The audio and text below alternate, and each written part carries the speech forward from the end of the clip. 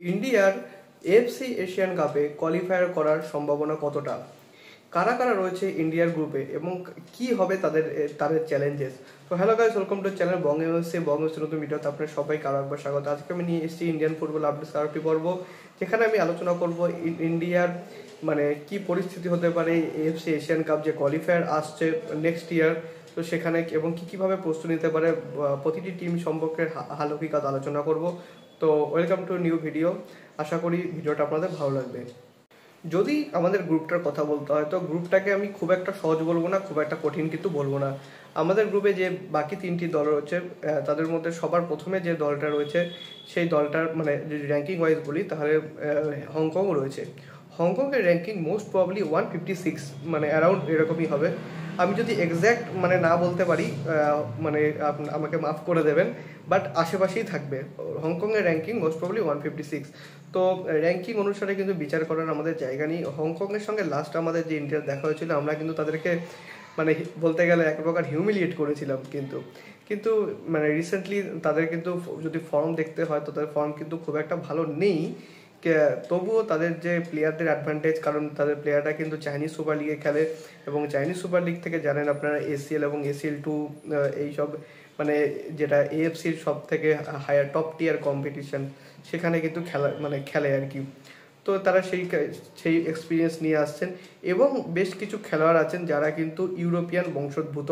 তারা চাইনিজ, অবশ্যই চাইনিজ, কিন্তু বাট তারা তাদের কিন্তু ডুয়াল সিটিজেনশিপ রয়েছে, এবং তারা কিন্তু ইউরোপের বিভিন্ন লোয়ার লিগে খেলেন। তো ওটা আমি ঠিক একটা খুব একটা যে টাফ কনসিডার করছি না, but as a whole team হিসাবে কিন্তু হংকং কিন্তু আমাদেরকে চ্যালেঞ্জ দিতেই পারে। নেক্সট যেটা আছে যে টিম আছে, তারা হলো সিঙ্গাপুর। তো সিঙ্গাপুরের র্যাঙ্কিং কিন্তু 161 টু 1 ওরকমই হবে, 161 থেকে 62-র মধ্যে।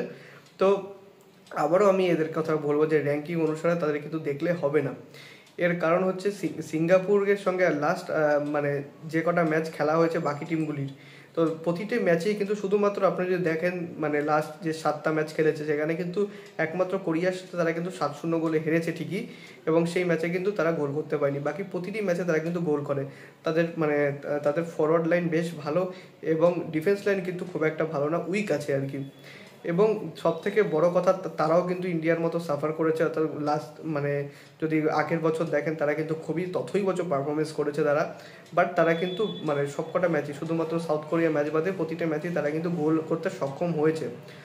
আর যদি তাদের গেম প্লের কথা বলা হয়, তাদের গেম প্লে ইন্ডিয়ার এগেনস্টে তারা খুব সম্ভবত হয়তো বল রেখেই খেলার চেষ্টা করবে। আর প্রতিটা টিমের সঙ্গেই তারা কিন্তু করে, তারা কিন্তু বাস পার্কিং ফুটবল যেটা বলতে আমরা বুঝি, তারা কিন্তু সেটা বড় টিমের এগেনস্টেও কিন্তু তারা করে না। আর ইন্ডিয়াকে কিন্তু এই জিনিসটাই খেয়াল রাখতে হবে যে যাতে তারা গোল কোনোভাবেই কনসিড না করে সিঙ্গাপুরের এগেনস্টে।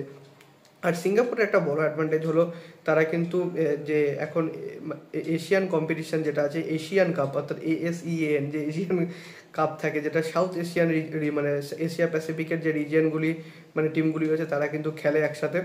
তো তাদের কিন্তু ম্যাচ রয়েছে, সেখানে 4টি ম্যাচ খেলবে এই ডিসেম্বর থেকে জানুয়ারি মাসের মধ্যেই।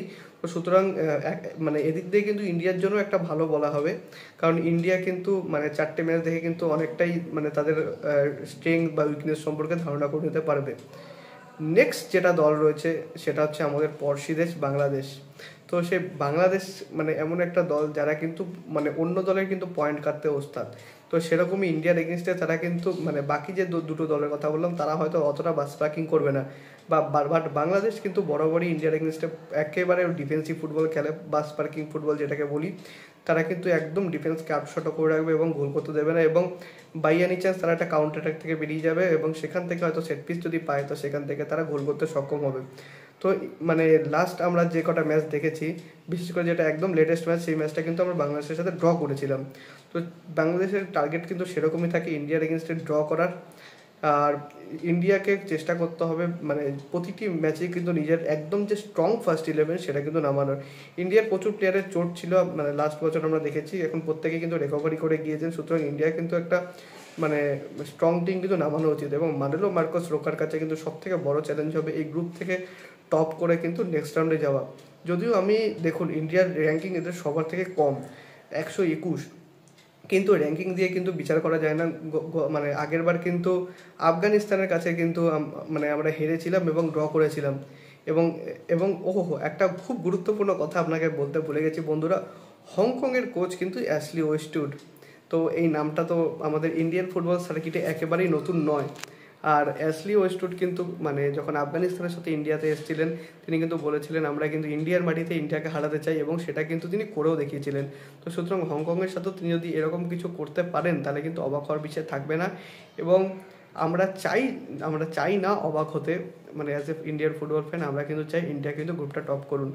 আপনাদের এই গ্রুপ থেকে কী প্রেডিকশন সেটা কিন্তু আমাকে অবশ্যই কমেন্টে জানাবেন। আমি এখন কোনো রকম প্রেডিকশন করছি না, তবে মন প্রাণ থেকে কিন্তু অবশ্যই চাইবো যেন ইন্ডিয়া এএফসি এশিয়ান কাপ 2027টা খেলতে পারে।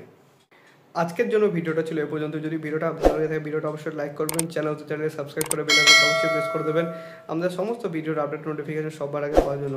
এছাড়া আপনারা আমাদের সোশ্যাল মিডিয়া হ্যান্ডেল ফলো করতে পারেন, লিঙ্কে ডিসক্রিপশনে ফার্স্ট কমেন্টে দিয়ে রাখবো। সব মিক্স মাস ফলো দেন, ছোটো করে কিছু আপডেট আমি দেওয়ার চেষ্টা করি সেখানে। দেখা হচ্ছে পরে ভিডিওতে। আপাতত bye bye, glory glory man United.